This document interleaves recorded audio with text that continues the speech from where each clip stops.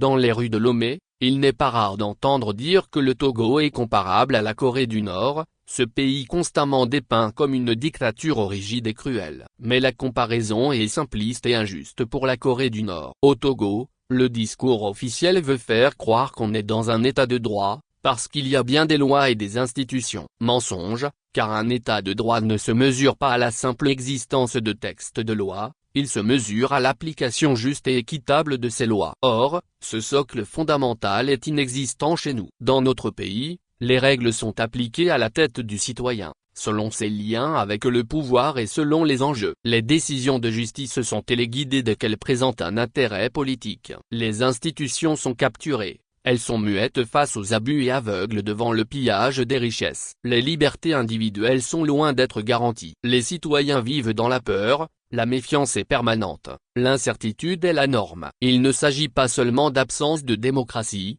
il s'agit de la présence active d'une terreur bien orchestrée qui peut vous coûter la ruine financière, la prison, l'exil, la misère. C'est une dictature avec un maquillage d'élection, mais elle est probablement aussi violente que celle de la Corée. La comparaison avec la Corée du Nord révèle une vérité dérangeante, puisque sur plusieurs points, ce pays si décrié fait mieux. Là-bas au moins, l'élite autoritaire n'a pas fait de la prédation des ressources publiques son sport favori. Les dirigeants nord-coréens, aussi critiquables soient-ils, ne confient pas les marchés publics à des parents incompétents pour faire des prestations exécrables. Ils ne se baptisent pas des châteaux personnels pendant que les écoles sont en paille, sans table ni banc. Eux et leurs proches ne remplissent pas leur compte en Suisse pendant que leurs compatriotes se serrent amèrement la ceinture. Il est vrai que la Corée est une dictature qui sait être brutale comme le Togo, mais regardez comment ce pays construit des fusées, des trains, des ordinateurs. Regardez sa capitale. En Corée, on a inculqué au peuple l'idée de travailler dur pour la patrie. Au Togo, on enseigne l'art de la soumission,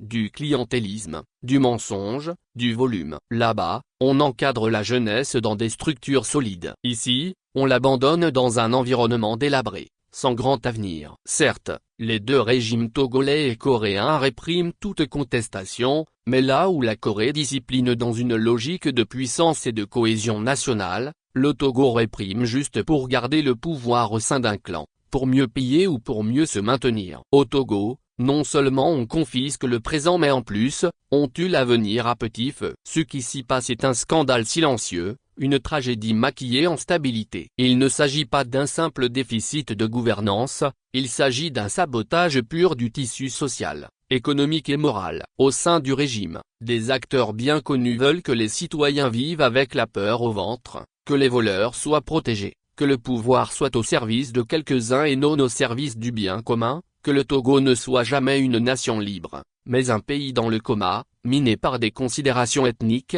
pour le bien du clan. Avec les histoires de miliciens, prions que le clan ne devienne pas Ku Klux Klan.